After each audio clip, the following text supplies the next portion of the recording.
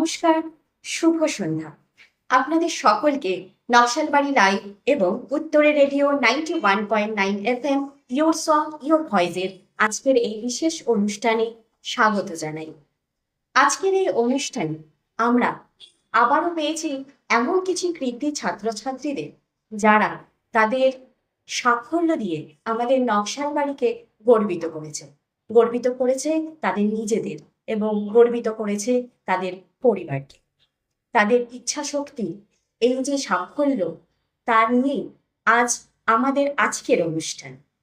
আজও আমরা শুনব তাদের কাছ থেকে তাদের ভবিষ্যতের পরিকল্পনা, তাদের এই সাফল্যের পেছনে যে অদম্য ইচ্ছা শক্তি এবং কঠোর পরিশ্রম, সে সম্পন্ন। সবার আগে তাদের সাথে পরিচয় পর্ব সেরে নিই। আমাদের সাথে রয়েছে দীপিকা মণ্ডল, রয়েছে শুভম ঘোষ, রয়েছে সুচরিতা বাড়ই, রয়েছে অনুসুয়া পাল, রয়েছে গৌরব ঘোষ।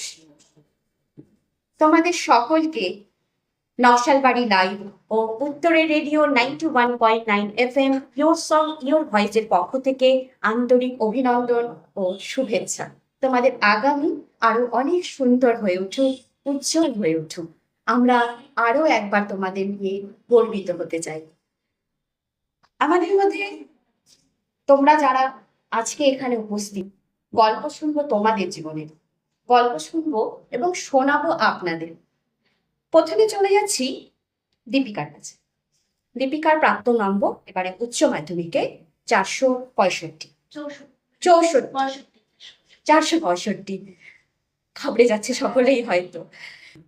আমরা ভীষণভাবে গর্বিত তোমার এই সাফল্যে। মাধ্যমিকে ভালো রেজাল্ট ছিল নন্দপ্রসাদ বালিকা বিদ্যালয় থেকে, উচ্চ মাধ্যমিকেও একটি ভালো ফলাফল তোমার। মাধ্যমিকের সাথে উচ্চ মাধ্যমিকের এই যে মাঝের 2 বছর পড়াশোনা, মাধ্যমিকে একটা ভালো রেজাল্টের পর আবার উচ্চ মাধ্যমিকে এত ভালো ফলাফল, কতটা খুশি? এবং মাধ্যমিকের সাথে এই যে উচ্চ মাধ্যমিকের ফলাফলে তুমি নিজেকে কতটা তৈরি করেছো? মানে মাধ্যমিকের পরে যখন আমার হচ্ছে ক্লাস 11-এ আর্টস নিলাম, তারপর থেকে মানে আমি মানে খুবই খুশি। আমি, আমার বাড়ির সবাই খুশি, আমার মা বাবা তো সব থেকে বেশি খুশি। যখন হচ্ছে মাধ্যমিকের পর থেকে যখন তোমার মাধ্যমিকে মানে মাধ্যমিকে আমি মানে আর একটু বেশি আশা করেছিলাম, কিন্তু ওই আশাটা আমার ঠিক ভাবে পূরণ হয়নি। উচ্চ মাধ্যমিকে আমার একটা টার্গেট ছিল, উচ্চ মাধ্যমিকে আমি একটা ভালো ফলাফল করি। তো তারপর থেকে আমার মানে পছন্দেরই বিষয় ছিল আর্টস। তো আমি আর্টসই নিয়েছি, মানে পছন্দের বিষয়গুলো নিয়েছি। তারপর থেকে ভালো করে করেছি এবং তারপরে সেই রেজাল্ট। মাধ্যমিকের রেজাল্টের পর খুব ভালো রেজাল্ট হয়েছিল, সাফল্য অনেকটাই ছিল। তখন মনে হয়েছিল দীপিকার যে আমার আরেকটু ভালো হওয়া প্রয়োজন, কিন্তু সে মাধ্যমিকের পর সেই ইচ্ছাটাকে তার মধ্যে রেখেছে এবং উচ্চ মাধ্যমিকে সেই অদম্য ইচ্ছা শক্তি দিয়ে, কঠোর পরিশ্রম দিয়ে তার আজকের এই সাফল্য। দীপিকা ভীষণ খুশি, আমরাও ভীষণ খুশি। আবার আসবো পরবর্তীতে দীপিকার কাছে, যাচ্ছি শুভমের কাছে। শুভম ঘোষ এবারের উচ্চ মাধ্যমিকে প্রাপ্ত নম্বর 446। ভীষণ আনন্দের বিষয়, অপরন্ত শুভেচ্ছা রইল আরো একবার। বাড়ির সকলে খুশি, স্কুলের সবাই খুশি, নিজেও খুশি, তা স্বাভাবিক, আমরা সকলেই খুশি হই। তবুও যেন একটু জানতে ইচ্ছে করে এবং আপনাদের সকলের সাথে ভাগ করে নিতে ইচ্ছে করে যে তাদের মনোভাব। তোমার কেমন মনে হয়েছিল যখন প্রথম জানতে পারলে? রেজাল্ট জানার আগে তো এমনি নার্ভাস ফিল হয়, সব স্টুডেন্টেরই হয়। সেইভাবে স্বাভাবিকভাবে আমারও নার্ভাস ফিল হচ্ছিল, কিন্তু যখন রেজাল্টটা পেলাম কিছু কিছু বিষয়ে মনে হয়েছিল যে আরেকটু নাম্বার আশা করেছিলাম। তো যাই হোক, পাইনি। জীবনে তো ভালো খারাপ রয়েছে, তার জন্যই সেই নাম্বারটা নিয়ে আমি সন্তুষ্ট। আর বাবা মা খুবই খুশি, আর শিক্ষক শিক্ষিকারা খুশি। খুব খুশি হয়েছে সকলে, আমরাও ভীষণ খুশি আরো একবার। আর ভীষণ সুন্দর একটি বিষয়, যখন আপনি নিজেকে এই জায়গাটায় মানিয়ে নিতে পারবেন যে জীবনের চড়াই উতরাই সবটাই রয়েছে, সেটাকে নিয়েই এগিয়ে যাওয়া।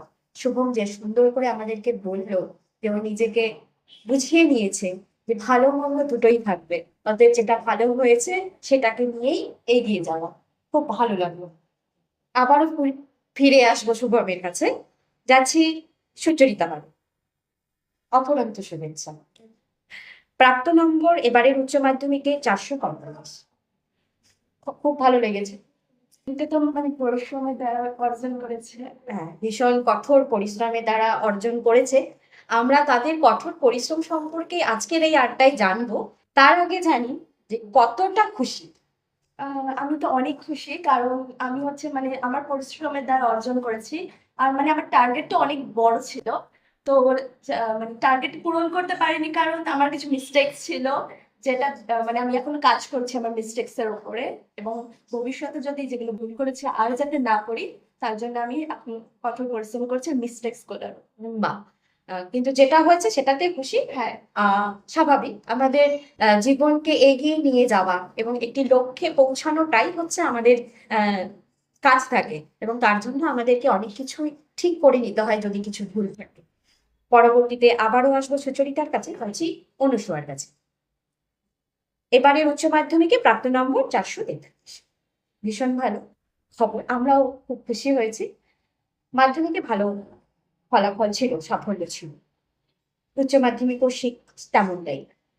মাধ্যমিকে মাধ্যমিকের পর যেমনটা ভেবেছিলে যে আমি এই সাফল্যের পর আমি নিজেকে এইভাবে তৈরি করবো এবং উচ্চ মাধ্যমিকে আমি এই ফলাফলে যাব, ঠিক ততটাই হয়েছে? অনেক অনেক শুভেচ্ছা প্রথমে হ্যাঁ। আপনাকে আমাকে সুযোগটা দেওয়ার জন্য, বলার সুযোগটা দেওয়ার জন্য। মাধ্যমিকে যতটা পেরেছিলাম, তারপরে ভেবেছিলাম যে যেটা নিয়ে আগাবো, যে স্ট্রিমটা নিয়ে চুজ করব, সেটাকে নিয়ে হচ্ছে আমাকে একটা ফিউচার গড়ে তুলতে হবে, সেটাই আমার ফার্স্ট টার্গেট ছিল। তো সেটা ভালো হোক কিংবা খারাপ হোক সেটা তো পরের কথা। একটা হচ্ছে একটা মাইন্ডসেট থাকে সবারই, সব স্টুডেন্টদেরকে, যে যেটা নিয়ে হবো সেটার পর যদি সেটা নিয়ে ভালো হয় কিংবা খারাপ হয়, সেটা আমার উপর, আমি টোটাল ওটা সেটার জন্য ডিপেন্ডেন্ট থাকবো। তো তাই মানে অনেক লোকে অনেক কিছু বলেছিল, এটা এই স্ট্রিমটা চুজ করেছে যেহেতু আমি কমার্স ব্যাকগ্রাউন্ড থেকে, যে কি হবে বা না হবে, কিন্তু আমি তাদের কথাতে একদমই কান দিই না। আমি শুধু আমার চেষ্টা চালিয়ে গেছি, আর সেই চেষ্টার ফলে আমার এই প্রাপ্ত নম্বর পেয়েছি আজ, যেটাতে আমি যতটা আশা তো আরেকটু বেশি ছিল, কিন্তু তাও যেটা পেয়েছি ওটাতে সন্তুষ্ট। সন্তুষ্ট। কমার্সের স্টুডেন্ট, আমরা কমার্সে কেন আসলাম, কেন কমার্সকে পছন্দ করে সেই বিষয়ে আমি পরবর্তীতে সেই আড্ডায় আসছি। যাচ্ছি গৌরবের কাছে। অপরন্ত শুভেচ্ছা আরো একবার। প্রাপ্ত নম্বর 444। মাধ্যমিকে একটা ভালো ফলাফল ছিল, সেটাকে ধরে নিয়ে উচ্চ মাধ্যমিকে আবার এই সাফল্য। মাধ্যমিকের পর থেকে উচ্চ মাধ্যমিকের মাঝে 2 বছর কতটা কঠিন পরিশ্রমে যেতে হয়েছে, নাকি একই রকম ছিল? না, মাধ্যমিকের পর থেকে ভেবে নিয়েছিলাম আমার সায়েন্সে আগের থেকে ইন্টারেস্ট ছিল অনেক। তো মাধ্যমিকের পরেই আমি ডিটারমাইন্ড ছিলাম যে আমাকে কি করতে হবে পরে। তো ওর জন্য সায়েন্সটা নিয়ে আমার চুজ করা। আর সায়েন্সের প্রতি ভালোবাসা ছিল অনেক।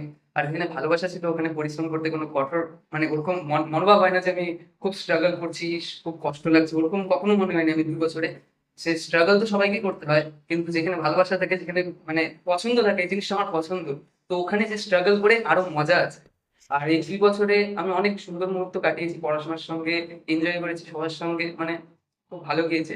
সেই রেজাল্টে তো মানে প্রথমে যখন রেজাল্টটা দেখলাম, মানে কিছু বিষয়ে একটু নম্বরটা কম ছিল, ভাবছিলাম যে এই বিষয়ে একটু কম আসলো। মানে তখন সাময়িক সময়ের জন্য 2-3 মিনিট তো মনে হবে যে একটু বেশি হতে পারতো, কিন্তু পরে ভাবলাম যে মানে আমার কাছে নম্বরটা কোনো কোনো কোনো সময় যে ছিল না যে এত নম্বর পাইতে হবে, বা বাড়ির থেকেও ফোর্স ছিল না এক নম্বর কিন্তু আনতে হবে, আমাকে কখনো কখনো ফোর্সও করেনি, বা আমি নিজের থেকেও কখনো প্রেশার নিতাম না। সবসময় আমার 100% দিয়েছি, ওইটা বেসিসে আমি যেটা পেয়েছি তাই আমি সন্তুষ্ট হয়েছি।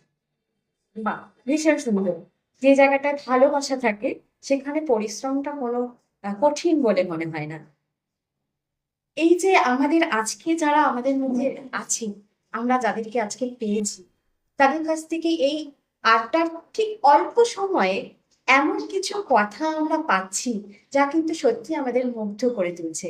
আমরা বুঝতে পারছি যে তারা নিজেদেরকে কত সুন্দর করে তৈরি করেছে, এবং তাদের এই সুন্দর ভাবনা, সুন্দর তৈরি হওয়ার পেছনেরও গল্প আমরা আপনাদেরকে শোনাবো।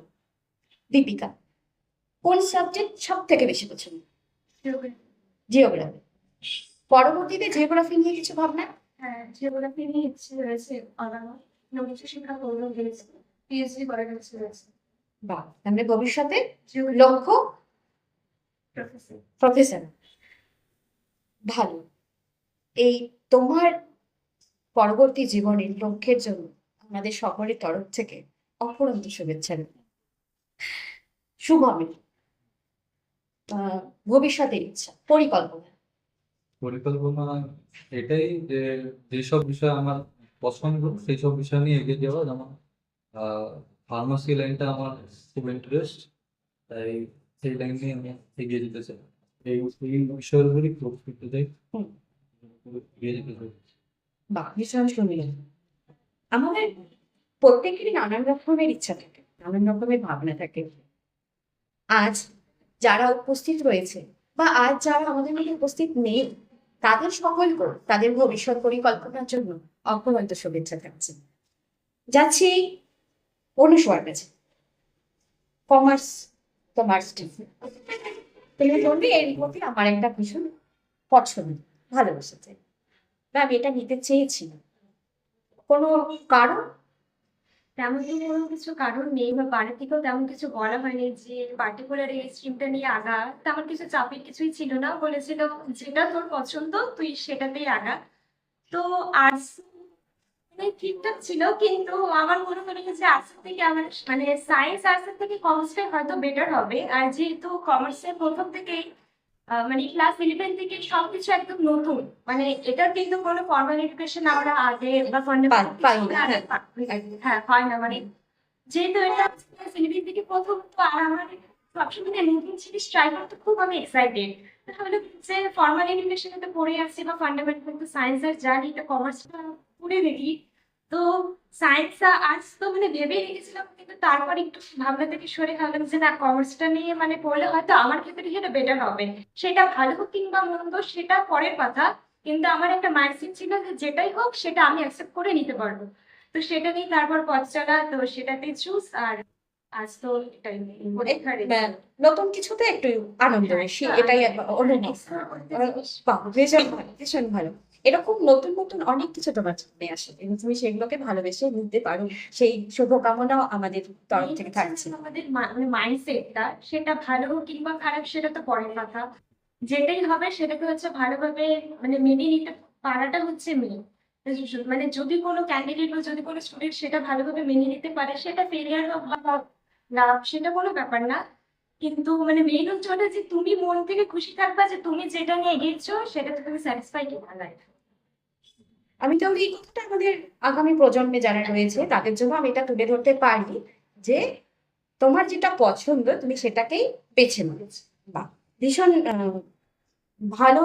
এবং আমাদের যারা পরবর্তী প্রজন্মে যারা মানে এগোচ্ছে, আমাদের এবছর যারা উচ্চ মাধ্যমিক দেবে 2027, তাদের সকলের জন্য কিন্তু এটা একটা ভীষণ গুরুত্বপূর্ণ বিষয় থাকছে যে যে জিনিসটাকে ভালোবাসছো, যেটা পছন্দ হচ্ছে সেই দিকটাতে একটু ঝুঁকে যাওয়াটাই বেশি ভালো। Good. গৌরব, এই যে পরীক্ষার এই সাফল্য, এর পেছনে অনেক কঠিন পরিশ্রম তো অবশ্যই থাকছে। এবার সায়েন্স ছিল যেহেতু আর একটু হয়তো বেশি পড়ার, প্রত্যেকটা সাবজেক্টের জন্যই পড়তে হয়, এটা আমিও বিশ্বাস করি যে প্রত্যেকটা বিষয়ের জন্য যেরকম অনুসয়া বলবো যে বিষয়টাকে ভালোবাসছি সে আর পড়ে যেতে হবে। তুমি যেরকম আমাদের একটু আগে জানালে যে যেই জিনিসটাকে তুমি ভালোবাসো তার উপরে কঠিন পরিশ্রমের একটা বিষয় আসে না, মানে ভালোই লাগে সেটা করতে। প্রত্যেকটা বিষয় প্রত্যেকটা কিছুর ওপরে নিজের ভালোবাসাটা দেওয়াটা ভীষণ গুরুত্বপূর্ণ, সেটাও তুমি দিয়েছো। এবার এই পরীক্ষার আগে বিশেষভাবে নিজেকে তৈরি করার কোনো পদ্ধতি যেটা আমাদের আগামীতে যারা পরীক্ষায় বসবে মানে তাদের প্রয়োজন হবে বা তারা সেটাকে একটু ফলো করতে পারে? হ্যাঁ, একটা জিনিসই বলবো যে শুধু যে কেবলমাত্র খালি সারাদিন পড়াশোনা করতে হবে এরকম কোনো ব্যাপার নেই। আহ, শুধুমাত্র খালি সারাদিন পড়াশোনা করলে মাথা অনেক সময় বোঝা হয়ে যায়। আমাদেরকে একটু একটু সময় করে একটু ফ্রি টাইম দিতে হবে। 1.5 ঘন্টা পড়াশোনা করার পর একটু 10 মিনিটের গ্যাপ করে একটু হালকা ওয়াক করলাম বা একটু জল খেলাম বা এরকম কিছু করলাম। বা অনেকে হয় না যে শুধু হচ্ছে টাইমের পিছনে দৌড়ায় যে না আমাকে আজকে কমপ্লিট 8 ঘন্টা পড়াশোনা করতে হবে। কিন্তু অনেকে আছে যারা ভাবে না আমাকে আজকে কোনো কত সময় লাগুক আমাকে এই 2টা চ্যাপ্টার আজকে কমপ্লিট করতে হবে। কিন্তু দুইটার মধ্যে যদি পরে গিয়ে দেখা যায় ফলের এফিসিয়েন্সি বেশি আছে, যে বলবে যে 2টা চ্যাপ্টার আমাকে কমপ্লিট করতে ওর 4 ঘন্টা লাগুক কি 10 ঘন্টা লাগুক। আর কারণ হচ্ছে যখন আমরা এরকম চিন্তাধারা করি যে আজকে আমাকে 8 ঘন্টা করতে হবে, তখন আমরা খালি টাইমের কথা ভাবি যে কখন 8 ঘন্টা আমরা ক্রস করি। কিন্তু এটা আমরা কখনো ভাবি না যে কখন আমরা মানে কতটা 8 ঘন্টার মধ্যে কতটা আমরা এফিসিয়েন্সি ওটার মধ্যে দিতে পারি। তো এটাই অনেক জায়গায় আমি শুনেছি যে অনেকে বলে যে কত ঘন্টা পড়াশোনা হয়, এরকম হয়। তো ওরকম আমি বলবো যে মানে টাইম দেখে ঘড়ি দেখে তো পড়াশোনা করা উচিত নয়। তোমার ডেইলি টাস্ক অনুযায়ী তুমি কাজ করো, তারপরে যেই সময়টা থাকে ওটা তোমার সারাদিনের সময়, তুমি যেটা এনজয় করবা করো। কারণ সবকিছুই প্রয়োজন আছে জীবনে, পড়াশোনার সঙ্গে সঙ্গে সবকিছু প্রয়োজন। তাহলে সব দিক যদি ঠিক থাকে তাহলে সব অটোমেটিকলি ভালো হবে। তুমি বললে পড়াশোনার সাথে অন্যান্য যেগুলো হ্যাঁ, আছে সেগুলো করা প্রয়োজন। তোমার কি ভালো লাগতো? আমি তো অবভিয়াসলি আমার ক্রিকেট খেলতে খুব ভালো লাগে, বন্ধুদের সঙ্গে ক্রিকেট খেলাই হয়। এই ইভেন পরীক্ষার মোটামুটি 2 সপ্তাহ আগেও আমি ক্রিকেট খেলেছি বন্ধুদের সঙ্গে। মানে যারা আমার বন্ধুরা আছে ওরাও ক্রিকেট খেলেছি, ক্রিকেট খেলতাম। তাছাড়া ইনডোরে চেস খেলতাম। চেস খেলতে খুব ভালো লাগতো। আর তাছাড়া যেহেতু ফ্যামিলি একটু বড় ছিল, তো ওই জন্য সবার সঙ্গে কথাবার্তা, যাদের সঙ্গে কথা বলতে ভালো লাগতো কথা বলতাম। এরকম ভাবে টাইমটা কাটাতাম, ওরকম ভাবেই সারাদিন চলে যেত। এমনিতে আমাদের হচ্ছে সায়েন্সে যেহেতু টিউশনের জন্য বাইরে শিব মন্দিরে পড়তে যেতে হতো, তো অনেকটা যাতায়াতের সময় চলে যেত। আবার এরকম ভাবেই টাইম চলে যেত, টাইম তো থাকে না ওরকম ভাবে। তো এরকম করতে করতেই চলে যেত। তাই পড়াশোনার পাশাপাশি একটু খেলাধুলা, কথা বলা, মাইন্ড রিল্যাক্সেশন। সুচরিতা, পড়াশোনার ফাঁকে কি পছন্দ? পড়াশোনার ফাঁকে তো আমার ছবি আঁকতে ভালো লাগে। আমি যেমনই ছবি আঁকি মানে নিজে রিল্যাক্স হওয়ার জন্য ছবি আঁকি। আর আমি হচ্ছে মানে কার্টুন দেখতে খুব ভালোবাসি। আচ্ছা, বাহ, ভীষণ হ্যাঁ। ভালো লাগছে। ওর কার্টুনের কথা শুনে আমিও বেশ একটু ছোটবেলায় ফিরে গেলাম। আসলে আমাদেরও কথা বলতে বলতে আমরাও একটা সময় কিন্তু সেই জায়গাটায় পৌঁছে যাই। আমাদের মাধ্যমিক, আমাদের উচ্চ মাধ্যমিক, সেই ছোটবেলার সেই কার্টুন দেখা, এই বিষয়গুলো আমাদেরও থাকে। ভালো লাগলো আমারও। কিঞ্চিৎ সময়ের জন্য হলেও আমি একটু যেন ছোটবেলায় ফিরে গেলাম সেই কার্টুনটায়। খুব ভালো লাগলো। কার্টুন দেখতে ভালো লাগে, ছবি আঁকতে। পরীক্ষার আগে একটা চাপ থাকে আমাদের। আমরা সেটা থাকে, পরীক্ষাটা হবে, পরীক্ষা কিরকম হবে না। চাপটাকে কি করে সামলাতে? চাপ তো থাকবেই। তো চাপ মানে আমি হচ্ছে সকালবেলা বেশিরভাগ করতাম। কারণ হচ্ছে আমি হচ্ছে প্রচুর ওভার থিঙ্ক করি। তো সকাল টাইমটা মানে একদম আমার মাইন্ড ফ্রেশ থাকতো। আর আমি সকালবেলা মানে যতটা সম্ভব করে ফেলতাম। আর রাতে আমি হালকা স্টাডি করতাম। কারণ হচ্ছে যাতে পড়াটা রিভাইজ হয়ে যায়। আহ মানে এভাবেই করতাম। দিনে কোনো বাধা ধরার সময় যে আমি সারাদিনে এত ঘন্টা পড়বো বা এই সময় টাইম মেনটেন করা, এরকম কিছু ব্যাপার ছিল না? যখন ইচ্ছা হতো পড়ছি বা যখন যেটা প্রয়োজন হচ্ছে পড়ছি, কিরকম ব্যাপারটা ছিল? মানে আমি সকালবেলা বেশি ফোকাস করতাম, যেটা বললাম। তো সকালবেলা মানে টিউশনও থাকতো, তো টিউশনের আগে আমি পড়াশোনা করতাম, তারপরে টিউশন যেতাম, তারপরে স্কুলে যেতাম, তারপরে যতটা দিন থাকতো তখনও পড়তাম। আর রাত্রেবেলায় যে হালকা স্টাডি মানে বাধা ধরার সময় ছিল না, কিন্তু সকালবেলাটাকে মেন কিন্তু ফোকাস। যখনই সময় পাচ্ছি আমি পড়াশোনার মধ্যেই ছিলাম, আমি ওই সময়টাকে কাজে লাগাচ্ছি। হ্যাঁ। শুভমের পড়াশোনার পদ্ধতি? আমার পড়াশোনার পদ্ধতি খুবই সাধারণ। নর্মালি আমি সকালবেলা তো টিউশন থাকবে, তো টিউশন যাই, 7টা থেকে টিউশন নর্মাল থাকে। তারপরে এসে কোনোদিন স্কুল যাই, কোনোদিন স্কুল যাই না। তো সেই সময়টা দুপুরের টাইমটাতে মাঝে মধ্যে পড়তে বসি, যখন ইচ্ছা হয় আর কি তখন। আর এমনি ধরুন পড়তে পড়তে যদি খুব মাইন্ডটা রিল্যাক্স করার প্রয়োজন হয়, তখন মাঝে মধ্যে হালকা মোবাইলে শর্টস দেখি বা এমনি বন্ধুদের সাথে গল্প করি, তো মাইন্ডটা অনেক ফ্রি হয়। তারপরে আবার যেহেতু পড়তে তো লাগবেই, তো পড়াশোনা করতে হয়, তো ওইটা পড়াশোনা করে তারপরে আবার বিকালবেলা যদি টিউশন থাকে তাহলে টিউশন থাকলো, নর্মালি চলে যায়। বা পড়াশোনার বাইরে মানে ভালো লাগার জিনিস? খেলাধুলা খুব পছন্দ করি, ক্রিকেট খেলতে ভালোবাসি। গৌরব বললো যেমন আমরা বন্ধুরা একসাথে ক্রিকেট খেলেছি। তো আমরা আমাদের ফ্রেন্ড সার্কেল আছে, আমরা প্রায় প্রায় দিনই বিকালবেলা খেলি বা টিউশন থেকে ছুটি হলে খেলি। খুব ভালো লাগে, মাইন্ড রিল্যাক্স হয়। আর বন্ধুদের সাথে সাক্ষাৎ হলে তো ভালোই লাগে, একসাথে বন্ধুরা সময় কাটে। যেহেতু এই সময়টা আর ফিরে পাওয়া যাবে না, এই বন্ধুরা আর ফিরে পাওয়া যাবে না, সেই সময়টা পাবো না। ওইটা এনজয় করি, খুব ভালো লাগে। জানি না ভবিষ্যতে কিরকম কাটাতে পারবো বন্ধুদের সাথে সময়। তো প্রত্যেকটা মুহূর্ত জীবনের এনজয় করি। আর পড়াশোনাটাকেও খুব এনজয় করি, ভালো লাগে হ্যাঁ, এইভাবে। সত্যি এই যে আমি আমাদের বিগত অনুষ্ঠানগুলোতে যারা আমার সাথে ছিল তাদের সাথে কথা হয়, কিন্তু আমরা একটা জিনিস বুঝেছিলাম যে এই যে সময়টা, এটা কিন্তু ভীষণ আনন্দের একটা সময় যাচ্ছে। এই যে স্কুল, বন্ধু বান্ধব, এটা কিন্তু সকলের জীবনে, আমাদের জীবনের একটি মনে করতে পারি সবচেয়ে সুন্দর সময়, সুন্দর মুহূর্ত। আহ যারা এখন আছো স্কুল লাইফে, স্কুল যাচ্ছ, আমি সকলের জন্য বলবো এই সময়টাকে ভীষণভাবে উপভোগ করো। আবারও সবার জন্য শুভেচ্ছা থাকছে যে তারা সুন্দরভাবে তাদের ভবিষ্যৎটা করে উঠুক। দীপিকা, পড়াশোনার জন্য নোট তৈরি করা বা কোনো কিছু নিজের নিজে কি করতে, মানে নিজেকে কিছু, মানে স্কুল থেকে যেটা পেতে, স্কুলের শিক্ষক শিক্ষিকারা যেটা দিত সেটা পড়তে, গৃহ শিক্ষক ছিল, গৃহ শিক্ষক এটা দেখতে। এছাড়াও কি নিজে কিছু তৈরি করতে, বা তোমার কখনো মনে হয়েছে যে আমাকে নিজেকে নোট তৈরি করতে হবে বা কিছু? সেরকম ভাবে মানে নোট তৈরি করা তো হতো না, মানে স্কুল থেকে সেগুলা মানে যেগুলো ইম্পর্টেন্ট কোশ্চেন সেগুলো আমি লিখে রাখতাম। যখনই স্যাররা কোনো ইম্পর্টেন্ট লাইন বা কোনো কোনো ইম্পর্টেন্ট কোনো বিষয়ের জন্য বলতো, তখন আমি সেটা নোট করে রাখতাম। তারপরে টিউশন থেকেও যখন যে টিউশনের দিদি কাছে করতাম, ওই দিদি কাছে নিজেও নোট লিখে থাকলো আর কি ইতিহাসের জন্য। তো মাঝে মধ্যে ইতিহাসের মানে মেইন ফোকাস ছিল, তো ওটাই আমি বলতে গেলে করতে।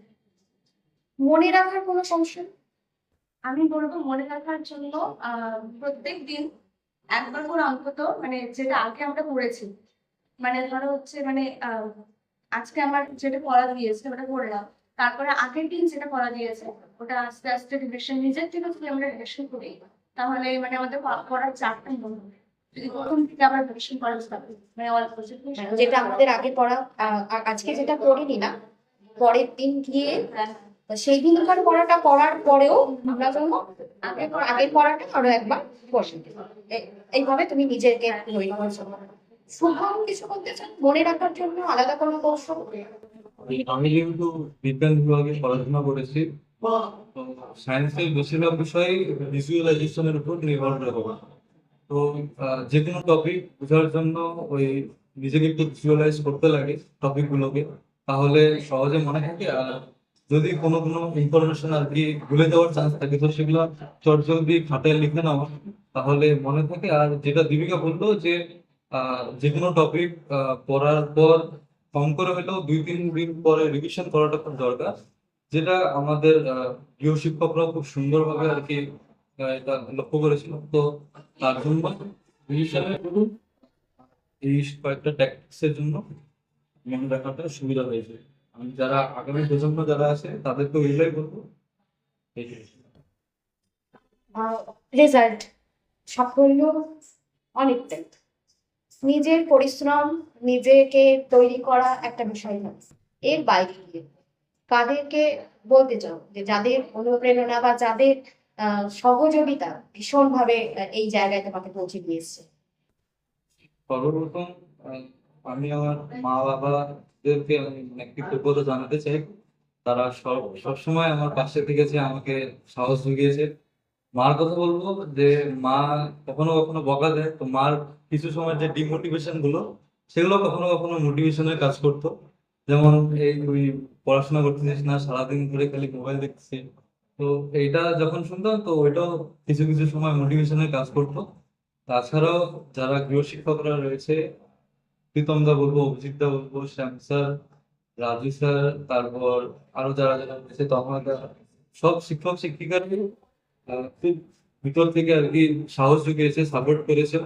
আর একটা ছাত্রের ভালো ফলাফল করার জন্য খালি পরিশ্রমের দরকার হয় না, একটা সাপোর্টের দরকার হয়, যেটা আমি একটু ভালো মতন পেয়েছি।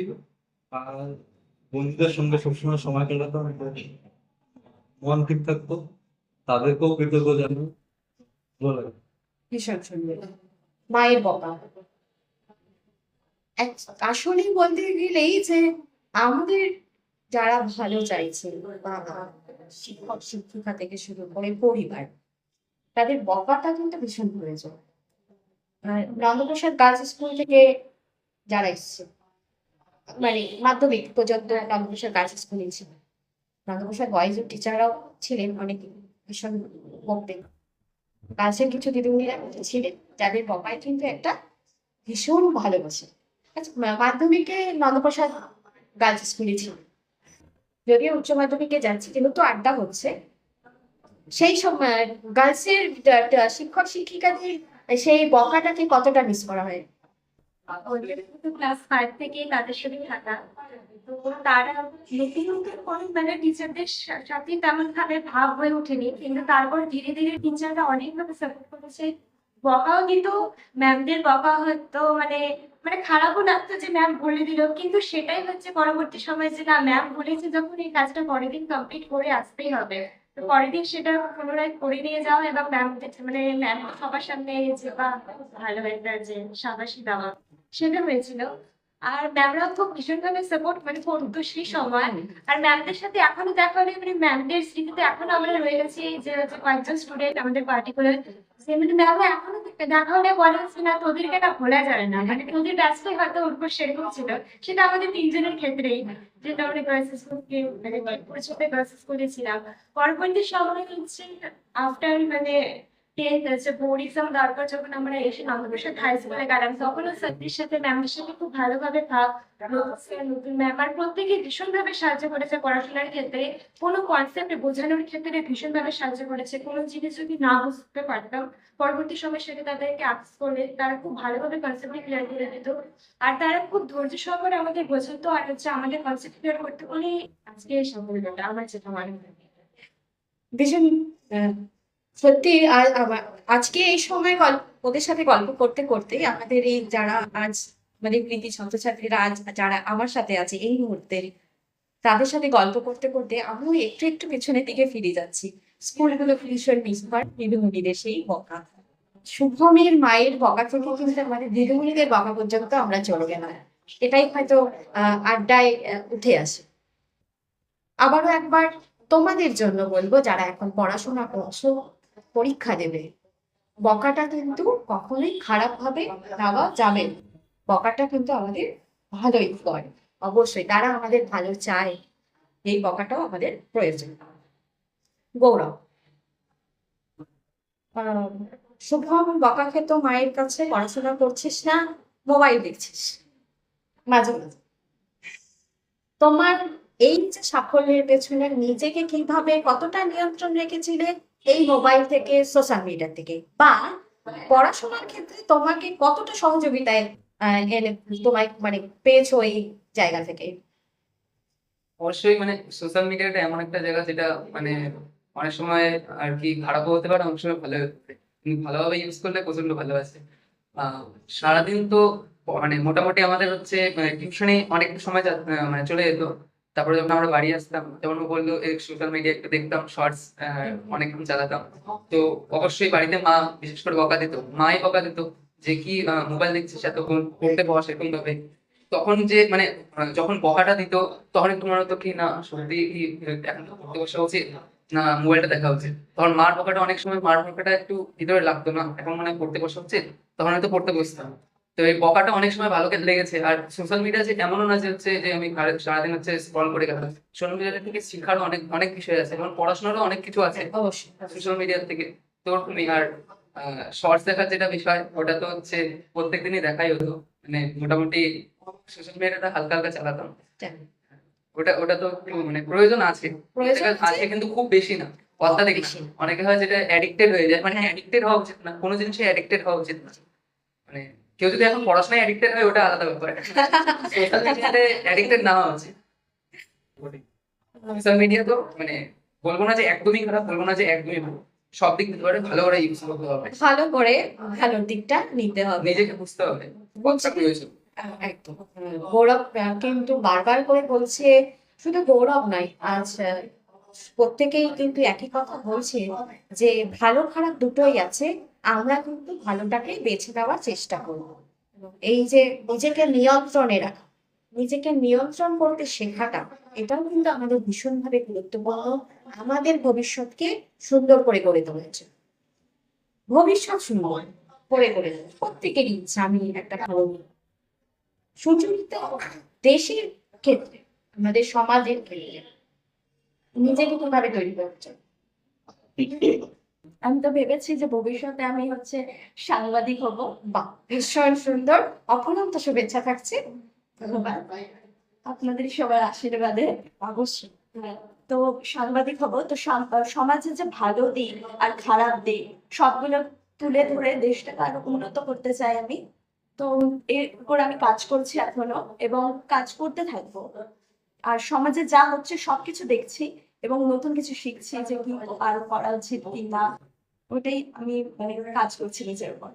এই সাংবাদিক পথে যাবেন, কাউকে আদর্শ করে চলা, কাউকে মনে হয়েছে যে কাউকে ফলো, মানে একে দেখে আমার ইচ্ছা হয়েছে বা এই বিষয়টা থেকে আমার ইচ্ছা হয়েছে, এরকম কিছু আদর্শ বলতে কেউ? আদর্শ বলতে আমার বাবা। আমার বাবা সাংবাদিকের নিজের পেজ চালাতেন। তো আমার বাবা নিজের 100% দিতেন, যা করতেন 100% দিতেন। তো ওনার থেকে শিখেছি আমি যে যা করো নিজের 100% দাও। তো এটা আমার খুব ভালো লেগেছে এবং আমি যে ফিল্ডেই যাই না কেন আমার 100%। তো সাংবাদিকতা ওনার থেকে আমি মোটিভেট হয়েছি যে এটা করতে হবে। আর বাবারও কিছু গুরুদেব ছিলেন যিনি বাবাকে শিখিয়েছিলেন যে কেমন করে এগুলা নিয়ন্ত্রণ করতে, কেমন ভাবে সাংবাদিকতা করতে হয়। উনিও ওনারাও আমার আদর্শ। ভবিষ্যতে এরপর সাংবাদিকতা নিয়েই পড়াশোনা থাকছে।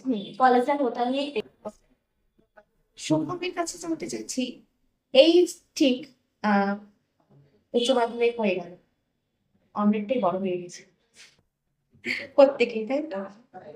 সমাজের প্রতি কি কিছু বলতে চাও? সমাজে বর্তমানে অনেক ভালো দিক রয়েছে, খারাপ দিক রয়েছে। তো খারাপ দিকগুলো থেকে শিক্ষা নিতে হবে আর সেটার উপর আর কি ভালো কাজ করতে হবে। যেমন আমরা যেমন এখন দেখছি যে দিল্লিতে এত পলিউশন বেশি যে সেখানকার যেটা স্বাভাবিক আবহাওয়া সেটা প্রায় একটা মানে কিসে বলে যে মানে একটা ডিসকভারি বলে যে প্রায় 3 থেকে 4টা সিগারেট পান করলে যেরকম আর কি আবহাওয়া, সেরকমই আবহাওয়া দিল্লিতে রয়েছে। তার একমাত্র কারণ হচ্ছে সেখানকার পলিউশন। তো পলিউশন ফ্রি করাটা তো একদমই মানে সম্ভব না, কিন্তু যতটা আর কি সমাজকে আমরা দূষণ মুক্ত করতে করতে পারি চেষ্টা করতে চাই। সেটা চেষ্টা করতে হবে। আর প্রত্যেকটা আরেকটা বিষয় যে আমাদের সংবিধানে যে প্রত্যেকটা আইন রয়েছে সেটাকে খুব সম্মান সহকারে পালন করা এবং গুরুজনদের শ্রদ্ধা করা, এইসব বিষয়ে সমাজকে আশা করি এগিয়ে নিয়ে যাবে। নিয়ে যাওয়ার চেষ্টা করো। চলে যাচ্ছি অনুষ্কার কাছে। নকশালবাড়ির জন্য কি বলতে চাও? নকশালবাড়ি এখন যে পরিবেশ রয়েছে, আগামীতে কিরকম ভাবে তুমি দেখতে চাও নকশালবাড়ি? আগামীতে বলতে গেলে আগামী পরিবেশ বা আগামী যারা এখনকার ক্যান্ডিডেট যারা পড়াশোনা করছে তারাই হয়তো আগামীতে এই নকশালবাড়িকে আরো বেশি ভালো ডেভেলপ করতে পারবে তাদের পড়াশোনার মাধ্যমে, তাদের স্কিলস ডেভেলপমেন্টের মাধ্যমে। শুধুমাত্র পড়াশোনায় না, পড়াশোনার পাশাপাশি নিজের পছন্দের বিষয়টাকে বা নিজের কোনো পছন্দের কাজ নিজের হবিটাকে করতে হবে অবশ্যই। কেউ যদি কোনো কিছু শিখতে চায় সেটাকেও যেন তাদের প্যারেন্টসরা অবশ্যই সেটাকে অ্যালাউ করে, যে না একভাবে যে তোমাকে কেবলমাত্র বই পড়তে হবে সেটার কিন্তু কোনো ব্যাপার নেই। পড়াশোনা শেখার পাশাপাশি একটা ক্যান্ডিডেটের বা স্টুডেন্টের যেটা ইচ্ছা যে সেটা সে শিখতে চায় বা পছন্দের জিনিস সেটা সে অবশ্যই করতে পারে। তাতে তার কি হবে, তাদের পড়াশোনাতে যে জিনিসটা যে মেন্টালি যে দুর্বলতা হচ্ছে সেটা কিছুটা রিমুভ করা সম্ভব হবে। তার মাইন্ডটা ফ্রেশ হবে, দু জায়গায় মনটা থাকবে। আর সে মেন্টালি দুই দিক থেকে ডেভেলপমেন্ট হচ্ছে, পড়াশোনার ক্ষেত্রেও সে জ্ঞান অর্জন করতে পারছে তার পছন্দের বিষয়টি বা যেটাই সে করতে পছন্দ করে হবি হিসেবে, সেটা থেকেও সে কিছু না কিছু স্কিলস, কিছু না কিছু নলেজ তো গেইন করছে। আর বলতে গেলে আমাদের সবাই সবকিছু থেকে আমরা কম বেশি নলেজ গেইন করে থাকি, সেটা ছোট থেকে বড় সবকিছুই হতে পারে। প্রতিনিয়ত আমরা কিছু না কিছু নলেজ পেয়ে থাকি, যদি সেটাকে কাজে লাগানো যায় তাহলে সেটা খুব ভালো হবে। স্টুডেন্টদের ক্ষেত্রে একটা হলো যে যেটাই করো না কেন লাইফে একটা মাইন্ডসেট থাকতে হবে যে এটা করবো, এটাকে নিয়ে থাকতে হবে। আর পাশাপাশি পড়াশোনার পাশাপাশি নিজে যেটা হবে বা নিজে যেটা করতে ভালোবাসে সেটা অবশ্যই করবা। আর দুটো দিকে যদি মাইন্ডটাকে ডেভেলপ করতে পারে তাহলে সেটা খুব ভালো। একটা বাধা থাকার কোনো নিয়ম নেই যে পড়াশোনা থেকে কিছু হবে। সবকিছু জিনিস থেকে আমরা প্রতিনিয়ত নলেজ গেইন করতে পারি। তো সেই নলেজটিকে তুমি যদি প্রপার ভাবে কাজে লাগাও তাহলে সেটা তোমার ক্ষেত্রে অত্যন্ত বেটার। অনুষা বলতে চাচ্ছে তোমাদের যেটা ভালো লাগছে সেটা করো, পড়াশোনার সাথে সাথে যেটাকে পছন্দ হচ্ছে সেটাকে বেছে নিয়ে এগিয়ে চলো। গৌরব, এই পড়াশোনার সাথে খেলতে ভালো লাগে, এছাড়াও কখনো গল্পের বই পড়া, গান শোনা, এসবের মধ্যে? গল্পের বই তো খুব একটা পড়তাম না, কিন্তু গান শুনতে খুবই পছন্দ করতো। আগে তো এমন একটা সময় চলে এসেছিল যে প্রত্যেকদিন ঘুমানোর আগে গান শুনে ঘুমাতাম। প্রচন্ড ভালো লাগতো। এখনো মানে গানটা এমন একটা বিষয় যেটা মানে মনকে একটা যেরকমই অবস্থায় থাকো একটু ভালো কন্ডিশনে আনার চেষ্টা করে। তো গান তো শোনা এখনো হয়। গানটা অবশ্যই সবাইকে রিকমেন্ড করতে ভালো। গানটা অনেক টাইম বের করে গান শোনা উচিত। আর আমরা মেডিসিন হিসাবেও কিন্তু বলছি, এবং এই ওটাই তার গান নিয়ে ট্রিটমেন্টের ওপরও অনেক রিসার্চ এখনো চলছে, যেটা আমরা জানি রবীন্দ্রসঙ্গীত নিয়ে। ওটাই গানটা। আর অনেকের হচ্ছে হবি থাকে যে বই অনেকে পড়ে, এক্সারসাইজটা বুক পড়ে। তো ওটা তো আরো অনেক মানে বেশি ভালো জিনিস। ওটা আমি করতাম না যদিও, কিন্তু ওটা খুব ভালো জিনিস। যে করবে তার অনেক উপকার হবে। কারণ আমরা তো যেই বিষয়গুলো আর কি সায়েন্সে হোক, আর্টস হোক, কমার্স হোক, যেখান থেকে পড়ছি, ওটা তো আমরা যেটা হচ্ছে সবাই পড়ছি, কিন্তু আলাদা আলাদা বই আমরা পড়লে হয়তো জীবনে এমন এমন কিছু আমরা জিনিস জানতে পারবো যেটা হয়তো আমাদের এই কনসেপ্টের থেকে অনেক ভালো কনসেপ্ট হবে আমাদের ভবিষ্যতের জন্য অনেক ভালো হবে। তো রিকমেন্ড করবো যে কেউ যদি বই পড়তে পছন্দ করে তাহলে আরো বই পড়ুক, আর কেউ যদি না পড়ে তাহলে সে পড়তে থাকুক। আর গান তো অবশ্যই শোনা উচিত। গান শোনা উচিত। ভবিষ্যতে নিজেকে কোথায় দেখতে চাও? নিজের ভবিষ্যৎ পরিকল্পনায় কি রেখেছো? হ্যাঁ, ভবিষ্যৎ পরিকল্পনা বলতে আমি তো এখন আমার যেটা মনে হয় যে ভবিষ্যতে ফার্মাসির লাইনটা অনেক ভালো সুযোগ এনে দিতে পারে আমার কাছে। তো আমি এই ফার্মাসির দিকেই যেতে চাই। দুই বন্ধু একসাথে হ্যাঁ, ক্রিকেট একটা খেলাটা কিন্তু একসাথেই হচ্ছে। ক্রিকেট খেলা হতো। তাছাড়াও আমার সময়ের কথা বলবো, আমরা যখন ছোটবেলা থেকে সবকিছু একসঙ্গে করে আসি। 11-12 পড়াশোনাও করছি, একসঙ্গে করছি। যখনই পড়াশোনা করতাম একসঙ্গে পড়তে বসতাম, যখনই পড়তে যেতাম একসঙ্গে পড়তে যেতাম। মানে এরকম একটা বন্ডিং থাকা উচিত আমার, যেটা মনে হয়। তো অনেক কারো হওয়া উচিত আমাদের এরকম। মানে ওটা অনেক সুবিধা এনে দেয়। ধরো যেমন হচ্ছে এখন সন্ধ্যা ধরো 7টা বাজে, আমরা ধরো পড়তে বসবো। তো কেউ ধরো মোবাইল দেখছে, তোকে বললাম চল এখন পড়তে বসি। না, একটু মোবাইল দেখে 5 মিনিট পর বসি। 5 মিনিট না, এখনই বসি, চল পড়তে লাগবে, একটু পড়াটা বেশি আছে, তাড়াতাড়ি কমপ্লিট করতে হবে। তো ওই ক্ষেত্রে যেহেতু যদি একা পড়তে বসতাম তাহলে হয়তো আমি 5 মিনিটের জায়গায় 15 মিনিট পর পড়তে বসতাম। কিন্তু যেহেতু দুজন মিলে বসছি, না পড়তে হবে দুজনকেই। তো ওর জন্য আমরা হচ্ছে যেহেতু একসঙ্গে পড়াশোনা করতাম, তো আমাদের সুবিধা হতো অনেক। তোমাদের এই বন্ধুত্বের জন্য অনেকটা শুভকামনা রইল। এমন ভাবেই চলতে থাকুক তোমাদের এই বন্ধুত্ব আজীবন। আহ, ঈশ্বরের কাছে সেই প্রার্থনাই থাকছে।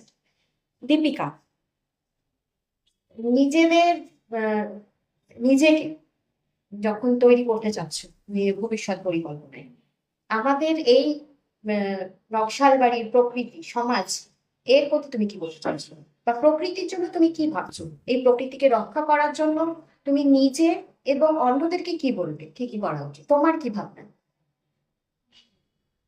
প্রকৃতির জন্য আমি তো বলবো বেশি বেশি করে গাছ লাগানো উচিত। গাছ কাটা বন্ধ করা উচিত। যেভাবে গাছ কাটা হয় আজকাল, মানে সেই গাছ কাটাটা বন্ধ করা উচিত। তারপরে গাড়ি ঘোড়া মানে সাইকেল, আমি বলবো সাইকেল চালানো উচিত সব থেকে ভালো। সাইকেল চালানো উচিত, দীপিকা অবশ্যই হ্যাঁ। বলছে। সাইকেল হ্যাঁ চালানো অবশ্যই, কারণ হচ্ছে আমাদের শারীরিক একটা বিষয় থাকে, সেটাকে শরীর চর্চা আমাদের ভীষণ ইম্পর্টেন্ট, গুরুত্বপূর্ণ আমাদের জন্য। অবশ্যই, ভীষণ ভালো লাগলো। তাহলে হচ্ছে মানে পরিবেশ দূষণটাও কমবে ধীরে ধীরে। গাড়ি ঘোড়া তো মানে চলছেই। চলবেই, হ্যাঁ থাকবে, তবে যতটা সম্ভব সাইকেলটাকে আবার পুনরায় আর নিজেদের শরীর যাতে ভালো থাকে সকালবেলা পরিবেশের জন্য সাইকেল, মানে সাইকেল চালালে কি হবে মানে সে একটা ব্যায়ামেরও কাজ করবে, তাই না? আর পরিবেশটাকে রক্ষা করার জন্য অবশ্যই গাছ লাগানো উচিত। শুভ, পড়াশোনার সাথে সাথে শরীর চর্চা, মানে ওর থেকেই আসলো বিষয়টা, শরীর চর্চা নিয়ে কোনো সময় কিছু ভাবনা হয়েছে, বা নিজেদের মনকে শান্ত রাখার জন্য কিছু ভাবনা গৌরবের? আমি মন শান্ত রাখার কথা যদি বলি তাহলে সপ্তাহে মাঝে মধ্যে আমি মন্দিরে যেতাম। মন্দিরে মানে এমনি মন্দির বিগ্রহ দর্শন করতাম, তারপর এমনি কীর্তনে বসতাম, তো ভালো লাগতো। সেই আবহাওয়াটা অনেকটা আমার মনকে শান্ত করে। আর এমনি শরীরচর্চার ক্ষেত্রে যদি বলি তো মাঝে মধ্যে ক্রিকেট খেললে তো ভালোই লাগে না।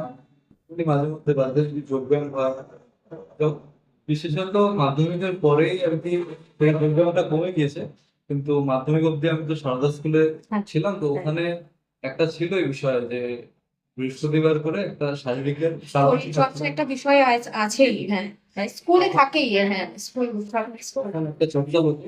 যাই হোক 11-12 একটু কমেছিল, কিন্তু আমি বলি যে শরীর চর্চা করাটা একদমই জরুরি, কারণ কি হেলথ ইজ ওয়েলথ। যদি শরীর ভালো থাকে তাহলে মন ভালো থাকবে, মন ভালো থাকলে যে কোনো কাজ করতে একটা ভালো লাগবে। মন শান্ত রাখাটা ভীষণ। গৌরবের কোনো আলাদা কোনো কৌশল, বা আমরা সবসময় যেরকম বলি যে নিজেকে শান্ত রাখার জন্য একটা টাইম, একটা সময় নিজেকে স্থির করে বসিয়ে রাখা, বসা, এই ধরনের কিছু ভাবনা তোমাদের কারোর মধ্যে? মানে প্রথমে তো শরীরকে ভালো রাখলে তো সব দিক দিয়ে চলতে পারবো ভালো করে, কারণ পড়াশোনাটা করার জন্য শরীরটাকে ভালো রাখা একটু শরীরটা ভীষণ ইম্পর্টেন্ট। প্রয়োজন। কারণ প্রত্যেকদিন সকালবেলা বলবো যে আহ, অনেকে সকালে হয় বা বিকালে হয়, এখন ধরুন সবাই একটু জিম ফিম করে, এরকম অনেকে করে, কিন্তু ওয়ার্কআউট করা অনেকেই উচিত, ভালো মানে শরীরের জন্য তো ভালো মানে। তাছাড়া আমি তো তখন হচ্ছে 10 এর পর, তখন তো অত কিছু করতে পারবো না, তখন সময় একটু কম ছিল, কিন্তু তখন হচ্ছে একটু শরীর চর্চার ক্ষেত্রে একটু রানিংটা করতাম, যেহেতু আগে আমার একটু মানে বেশি ফ্যাট ছিল তো আমার মধ্যে, তো আমি ভেবেছিলাম যে ওটাকে আমাকে কমাতে হবে, কারণ এটা অনেক খারাপ হতে পারে। তো ওটার জন্য একটু তখন মাধ্যমিকের পর একটু মানে এরকম রানিং করতাম, একটু ব্যায়াম যোগা ব্যায়াম করতাম। তো এটার ক্ষেত্রে মাইন্ডও ভালো থাকতো, শরীরও ভালো থাকতো, শরীরের কন্ডিশনও ঠিক থাকতো। সুচরিতা আলাদা করে কিছু হবে? আমি তো সকালবেলা প্রতিদিনই প্রায় মর্নিং ওয়াকে যাই। আচ্ছা আমি আর আমার বাবা আচ্ছা মর্নিং ওয়াকে যাই। তো মর্নিং ওয়াকে গিয়ে আমরা ব্যায়ামও করি, আমরা মেডিটেশনও করি, যাতে আমাদের মাইন্ড একদম ফ্রি থাকে। তো এটা আমাদের প্রতিদিনের রুটিন যে মর্নিং ওয়াক করতেই হবে। আচ্ছা আচ্ছা আচ্ছা। আচ্ছা, আমরা নিজেদের জীবন সম্পর্কে অনেক কিছু জানলাম, অনেকটাই গল্প হলো, ভীষণ ভালো একটি আড্ডার এই সন্ধ্যাটা, খুব ভালো লাগছে। একটু পড়াশোনায় যাচ্ছি আবার, পড়াশোনার মধ্যেই আমরা আছি, তার মধ্যে থেকে এত কিছু উঠে আসছে। আমি যাচ্ছি অনুসুয়ার কাছে। এই যে পরীক্ষার সময় প্রশ্নপত্র লিখতে হবে, আমাদের কাছে একটা বাধা দেওয়ার সময় থাকে এই টাইমটুকু মধ্যে, এটার জন্য কিছু প্র্যাকটিস আগে থেকে, বা ওই সময়টাকে কি করে মেনটেন করেছো যে এই সময়ের মধ্যে আমার এই প্রশ্নপত্রগুলো লিখতে হবে বা আমাকে এইভাবে তৈরি হতে হবে, যেটা আমাদের আগামী বছরের যারা ছাত্রছাত্রী তাদের জন্য হয়তো ভীষণ গুরুত্বপূর্ণ হয়ে উঠতে পারে? একদম সেটা আমরা যেটা পাইনি, যেহেতু আমাদের এইবার থেকে সেমিস্টার ওয়াইজ স্টার্ট হলো, তো আমরা তেমন ভাবে কোনো মক টেস্ট বা প্রিভিয়াস ইয়ারের কোশ্চেন পেপার পাইনি যেটাকে প্র্যাকটিস করার জন্য। কিন্তু তাও টিচারদের মানে টিচাররাই হচ্ছে নিজেরা কোশ্চেন করে আমাদেরকে এক্সাম নিত। তো সেই এক্সাম মানে টাইমের মধ্যে, নির্দিষ্ট টাইমের মধ্যে আমরা সেটাকে কমপ্লিট করার চেষ্টা করতাম। আর যখন হতো না তখন টিচার ভীষণভাবে বকা দিত যে এখন হচ্ছে না, তখন নিশ্চয় পরীক্ষা হবে না। সেটা কিন্তু মানে টিচাররা বলতো তখন একটা মনে ভয় যে না পরীক্ষার সময় যদি না হয়, মানে এটা কিন্তু খুব বাজে একটা মানে ব্যাপার হয়ে যাবে, তো আমাকে ভালো করতেই হবে। তখন থেকে চেষ্টাটা চালিয়ে যাচ্ছে, কিন্তু আমাদের পরবর্তীতে যারা পরীক্ষা দেবে তাদের ক্ষেত্রে আশা করি এটা হবে না। কারণ আমাদের মানে কোশ্চেন পেপাররা তারা হচ্ছে পরবর্তী সময় প্র্যাকটিস করতে পারবে, তারা বুঝতে পারবে যে টাইম কতটা থাকছে। তাদের মানে রিটেন পরীক্ষার ক্ষেত্রে বিশেষ করে যেটা এমসিকিউ হতে হয়, এমসিকিউ তে আমাদের ক্যালকুলেশনই হচ্ছে মেন সময়টা চলে যায়। আর এছাড়া থিওরিটিক্যাল কোন সাবজেক্টে তেমন ভাবে মানে ওটা কমপ্লিট হয়ে যাবে, কিন্তু ম্যাথমেটিক্স যেটা আমাদের ভিতরে যেটা হচ্ছে অ্যাকাউন্টিংস আর সায়েন্সের ক্ষেত্রেও বলবো যে হচ্ছে ম্যাথস বা হচ্ছে ফিজিক্সের যেটা ম্যাথস, সেটা হচ্ছে ক্যালকুলেশন করতে উইদাউট ক্যালকুলেটর সেটা একটু টাফ হয়ে যাবে, কিন্তু যদি ভালোভাবে প্র্যাকটিস করো তাহলে ওটা কমপ্লিট মানে করে নেওয়া চলে আসবে। কিন্তু আমাদের ক্ষেত্রে যেটা হচ্ছে আমরা সেটা মানে প্র্যাকটিস করতে পারিনি। তো কিছুটা মানে থার্ড সেমিস্টারে যেটা আমার ক্ষেত্রে হয়েছিল, আমার কয়েকটা কোশ্চেন ছাড়াও পড়েছিল। পরে মানে বাড়িতে এসে সেটা নিয়ে খুব দুঃখ হয়েছে, আমি সেই নির্দিষ্ট টাইমের মধ্যে সেটা কমপ্লিট করতে পারলাম না। কিন্তু তখন ভেবেছিলাম যে যেটা হয়েছে, কিন্তু পরবর্তীটাতে ভালোভাবে প্রিপারেশন করে যাব। মানে টাইম ম্যানেজমেন্টটা তো খুবই গুরুত্বপূর্ণ। সেজন্য আমি স্টুডেন্টদেরকে বলবো তারা যদি প্রিভিয়াস ইয়ারের কোনো কোশ্চেন বা কোনো মক টেস্ট টিচারদের কাছে প্রতিনিয়ত দিয়ে থাকে, আর সেটার মাধ্যমে তাদের হচ্ছে টাইম ম্যানেজমেন্ট সঠিকভাবে হয়ে যাবে, তাতে কোনো অসুবিধা হবে না। আমাকে সেটা প্র্যাকটিস করতে হ্যাঁ, হবে। প্র্যাকটিস করতে হবে, প্র্যাকটিসটা নিজে আছে। একদম। আর্টসের বিষয়গুলো অনেকটা লিখতে হয় বা অনেকটা ভাবনা, হিস্ট্রি থাকে, জিওগ্রাফি, নিজেকে কিভাবে প্র্যাকটিস করতে, এই যে সময়ের মধ্যে কমপ্লিট করতে হবে প্রতিটি প্রশ্ন। এবং আমাদের ছাত্রছাত্রী যারা এখন আছে বা আর্টস বিভাগে আছে, তো এই কলা বিভাগের এই ছাত্রছাত্রীদের জন্য তুমি কিভাবে বলতে চাচ্ছ তারা কিভাবে নিজেদেরকে তৈরি করবে সময়ের মধ্যে নিজেদের প্রশ্নপত্র একদম সম্পূর্ণ কমপ্লিট করেন? আহ, প্রথমে বলবো মানে আমাদের যেহেতু আর্টসের অনেকটাই লিখতে হয়, তো ইতিহাস বিষয়টা বলবো। আহ, একটা ব্যাপার থাকে যে অনেকটা মানে মানে হিউজ পরিমাণে লিখতে হয়, মানে একটা কোয়েশ্চেনের জন্য আমাদের যেহেতু আর্টের কোয়েশ্চেন থাকে, চারের কোয়েশ্চেন থাকে, তো অনেকটা লিখতে হয়। তো প্র্যাকটিস করা, আগে থেকে প্র্যাকটিস করা উচিত। আমাদের টিউশনেও দিদি হচ্ছে আমাদের মানে আমাদের পরীক্ষা নিত, পরীক্ষার মানে আমাদের এমনি এক্সামের আগে পরীক্ষা মানে বেশ কয়েকবার আমাদের পরীক্ষা নেওয়া হয়েছে। তো আমরা যাতে টাইমে একটা টাইম ধরে লিমিট ধরে ওই হিসেবে আমরা পরীক্ষা দিতাম, কিন্তু ওই সময়টা আমরা কমপ্লিট করতে পারতাম না অনেক সময়। তখন দিদির কাছে আমরা বলতাম যে আরেকটা এক্সট্রা টাইম হলে ভালো হতো, আরেকটা এক্সট্রা টাইম। তখন দিদি দিত। তারপরে আবার যখন পরীক্ষার কিছুদিন আগে, তখন দিদি বলতো না আমি তো দিব না, এবার তোদের হ্যাঁ, এবার সেই সময়ের মধ্যে যদি সম্পূর্ণ করতে হবে। যেটুকুনি করতে পারবা সেটুকুনি, কারণ এক্সামের সময় তো লিখতে হবে না। তো এক্সামের দিন এর জন্য আমরা এক্সামের দিন মানে আমি প্রথম থেকেই মানে পুরো স্পিডে লিখেছি যাতে হচ্ছে কমপ্লিট করতে পারি। মানে মেন টার্গেট ছিল কমপ্লিট করতেই হবে আর ভালোভাবে কমপ্লিট করতে হবে। তো আমি পরীক্ষার আগে আমি বাড়িতে এমনি নিজে প্র্যাকটিস করেছি টাইম করে, মানে একটা একটা কোশ্চেন কি করি। কিন্তু আমি বেঙ্গলি পরীক্ষায় প্রথম পরীক্ষা ছিল, মানে যেহেতু প্রথম পরীক্ষা প্র্যাকটিস করেছিলাম, কিন্তু রচনাটা আমি ঠিকভাবে মানে কমপ্লিট করতে পারিনি। লিখেছি, কমপ্লিট করেছি মানে ঠিকভাবে যে মনের মতো কমপ্লিট করতে পারিনি। আচ্ছা, আমাদের অনেক ছাত্রছাত্রীর সাথে যখন আমরা বসি বা কোনো সময় গল্প হয়, আহ, বেশ অনেকেই আছে যে তাদের একটা বিষয় থাকে বা গল্পের মাধ্যমে বলে মানে বলে যে আমাদের বানান ভুল হচ্ছে। হ্যাঁ, এই এই বিষয় একটা থাকে, বানান ভুল হয়ে যাচ্ছে, হয়তো খুব স্পিডে লিখতে যাচ্ছে, রসি দীর্ঘিকার রসিকার দীর্ঘকার, এই যে বিষয়গুলো এগুলো ভুল হচ্ছে। এই বিষয়ে তুমি কি বলবে যে কিভাবে নিজেদের ঠিক রাখবে এই জায়গাটা? এটা তো নাম্বারের উপরেও একটা বিষয় এবং নিজেকেও অনেকটা ইসে হয়ে যায়, নিজের উপরে কনফিডেন্সটাও একটু কমে আসে তখন। তো আমি নিজে কিভাবে তৈরি করবে? যাদের কাছে পড়তাম, মানে আমি দুজনের কাছে পড়তাম, একজন গৃহশিক্ষক একজন গৃহশিক্ষিকা।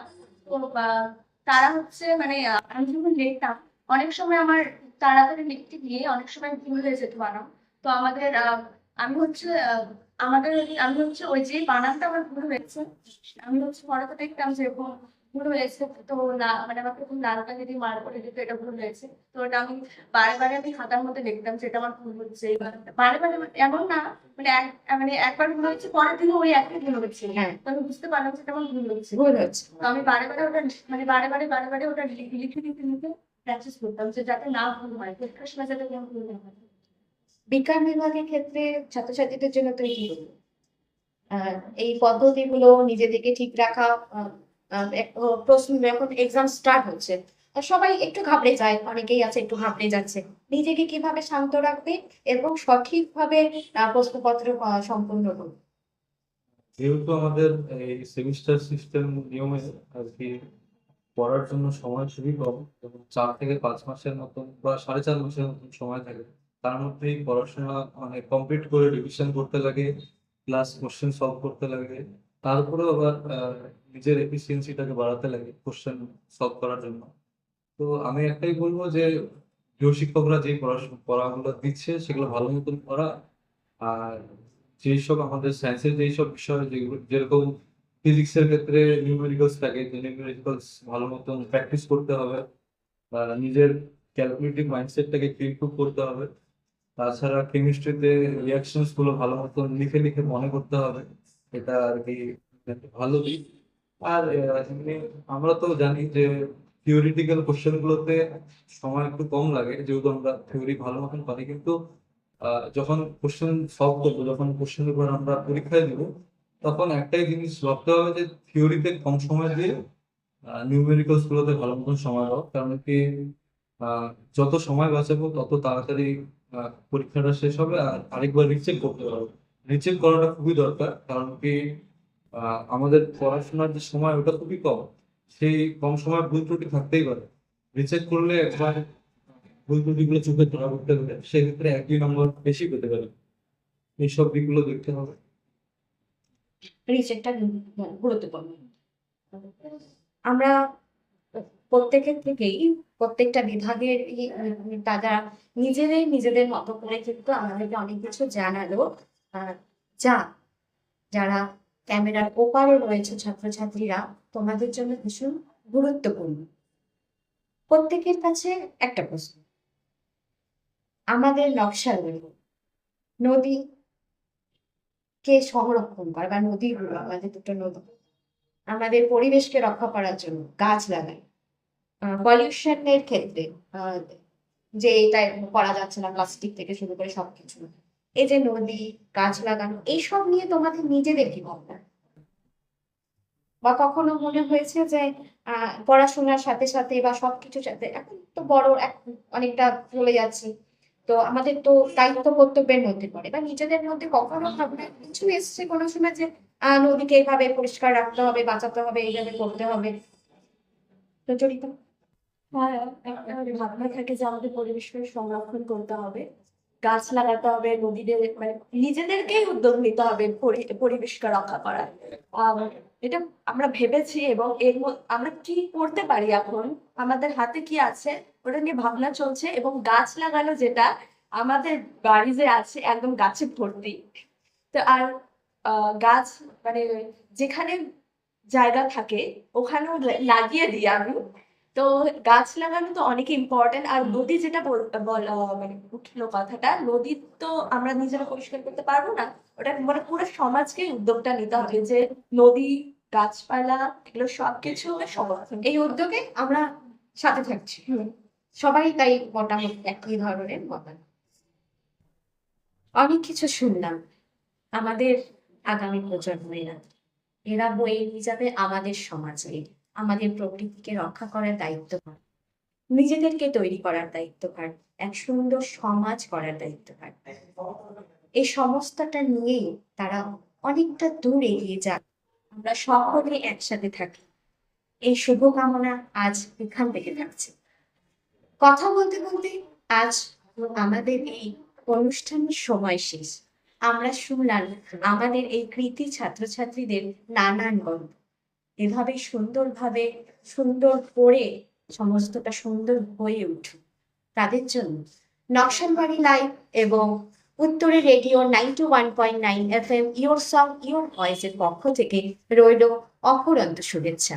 শুভেচ্ছা থাকছে তাদের জন্য যারা আজ আমাদের ক্যামেরার ওপারে রয়েছে। আজ আমি টুম্পা এখানেই বিদায় নিচ্ছি। সকলে ভালো থাকবে, সুস্থ থাকবে। ধন্যবাদ।